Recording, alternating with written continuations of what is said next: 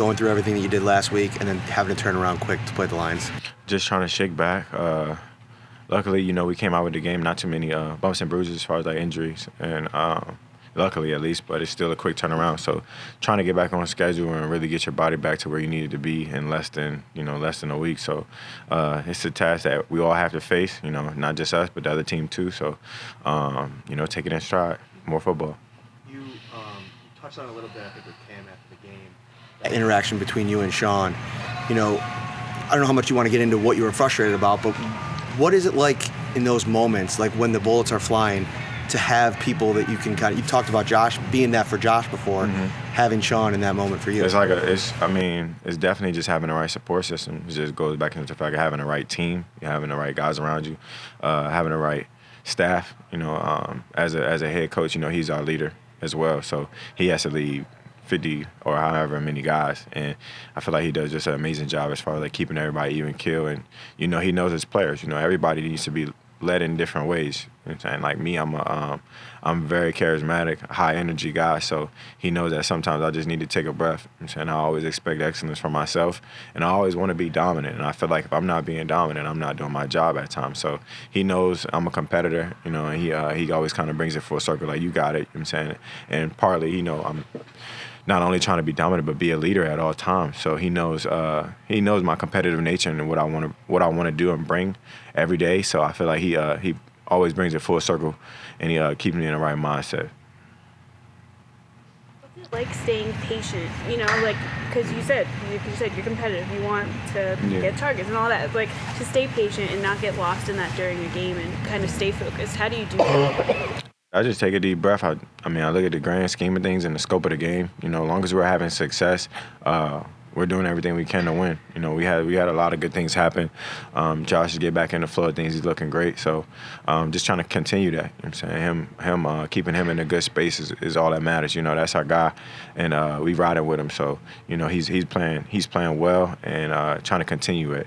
Keeping that good thing flowing, like the snowball effect. Once you go downhill the right way, more good things happen. You mentioned the standard you set for yourself Is it also the standard the offense just 100%. in general has for itself? And if it does spin its wheels a little bit, it's frustrating. Hell yeah. That's why I said, I'm a guy that plays with a lot of heart. I want to be dominant. I want that for my team at all times. I never want to, as Vaughn said, don't blink. I never want to blink. I always want to have a mindset of, if you out there in between the lines, we're trying to score points. We're trying to play at a high level and want to play with the right fundamentals. So it'll get frustrating, but this is part of the game. I try not to give it that much, but I give it enough to where it needs some attention. And I kind of proceed that way, but. It's one play at a time, one game at a time. We came out with a win, and I'll take that any day of the week. Is that what makes the good teams great? 100%. Where if you scored 50, you guys would come off the field and go, we left some points off. 100%. Yeah, because it's like, damn, we had 31 points. It was a good game still, and I feel like as an offense, the opponent and the teams that you play, they're nameless and their faces. Is more so the games that we've lost were more self-inflicted wounds. So it was like more so nothing that we didn't do to ourselves. So when you go into each and every game, I try not to look at too much of it as the opponent. Of course, they're talented, they're hell of a teams, but honing in on the fundamentals and doing everything right from your unit is what's going to breed success. So high ceiling always, forward thinking, but that is what separates the good from the great as far as like team wise, because you want to be perfect and you always want to score 100 points. It's not realistic, but I want to execute at a high level, and I take it real serious. You guys didn't have a turnover last week, and that had been something that played last week. And I think he had 2 punts, right? 2 punts. Mm-hmm. Yeah. Yeah. On the topic of turnovers, what's the conversation like? What do you talk about when you're trying to minimize turnovers?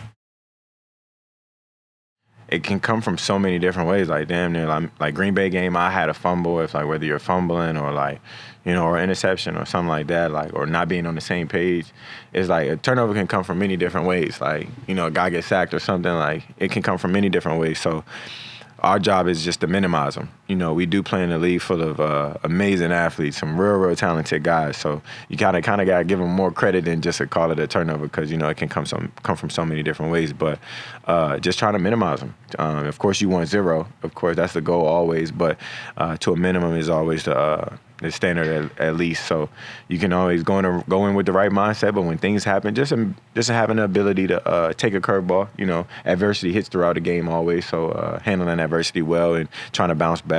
You know, I feel like we do a great job of somewhat overcoming, you know, as far as like not being necessarily journeyman throughout a game, but things happen, we like just like brush it off, like next play mindset, and your next play is what I tell them is their best play. So. Go ahead. Oh, after last week, so much craziness and unordinary things, even with a short week, does it almost seem normal because you're not dealing with some extraordinary outside factors? Yeah, like I'll take it. I'll take this week over last week. You just didn't know what was going on. As far as like with the crazy snow, you know, we all love snow here, but you know, it's kind of hard to get into that routine. And, you know, even my massage therapist and my, like all the stuff that I do off the field, you know, it was hard to get to my house or hard for us to get places. So it definitely threw a little wrench in my gears, but you just got to manage, you adjust. You know, I'll take the short week as long as I can get a couple massages and some things back in order, but shaking back is everything. So trying to get back on schedule, but, you know, the weather's going to have a little inclement weather is what they call it, I guess. I'll take it. It's all good. Steph, what do you make of the contribution of running game? Yeah. Really, how it gave you guys a lift, and it looked like Devin was kind of running mad, angry. Yeah, I don't think he's angry, man. I think he just was. He was being Motor. I think Motor's a hell of a running back as far as like his talent level, being able to make guys miss, running with an amazing pad level. You know, he's a smaller back, but he runs extremely hard.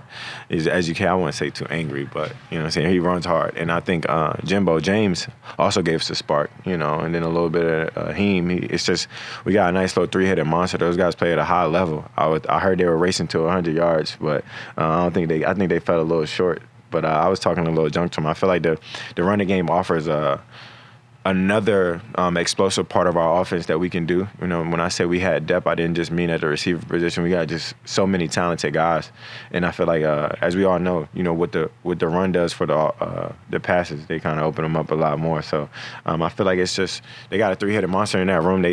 It's some hell of a talent in there. I told them that somebody got a break on. I'm tired of seeing them get close.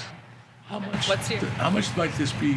Is it true to say it's a parallel to what happened last year, where the running game really lifted things when you guys needed it in the stretch run? I think it's just as far as it's the balance. You know, I mean, our running game, you know, not only comes from Josh too as well, but our running backs bust them all the time. It's just I feel like it gives our offense that balance. Whereas though we're not one-dimensional. I feel like we're two-dimensional. We can throw the ball, we can pass the ball.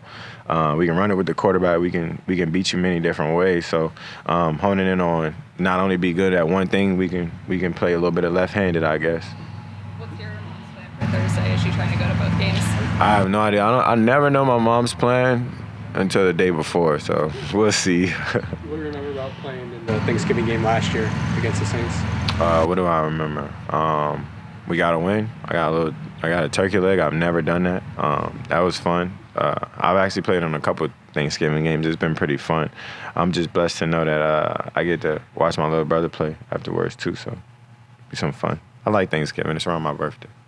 Jeff, 1,000 yards in 10 games for you Yeah. so far. What does it mean to you to be that reliable and to be that consistent for this offense this season? I feel like I'm on schedule. I mean, I feel like I'm just doing my job at this point. I mean, it's like my 5th year with 1,000 yards, so it was like I'm on schedule right now. It don't mean that much to me. I want more for myself. I'm going hard. I'm in grind mode right now, so it's just I'll talk to you at the end of the season. But I'm blessed that I'm healthy. My mind's in the right place. We're winning. We're back on track. Trying to stay on schedule. We were talking to Wesley this week, trying to put the days together, I think yesterday. He was saying that TreDavious has looked great, and he's looking close to getting back. From your perspective, what's it been like going up against him in practice? How's he look to you? Yeah, he looks good. I mean, that's the same T.Y. He's one of as we know, one of the hardest working people I've ever played with, if not the hardest working person. I see he's getting his confidence back, he's getting his swag back. More importantly, he's out there with a mindset, and I anticipate him hopefully making his return soon. He's a hell of a player, man. I just can't wait to see him back out there. He definitely brings another, I guess, layer or another oomph to our defense that we get our number one cornerback. So I look forward to that.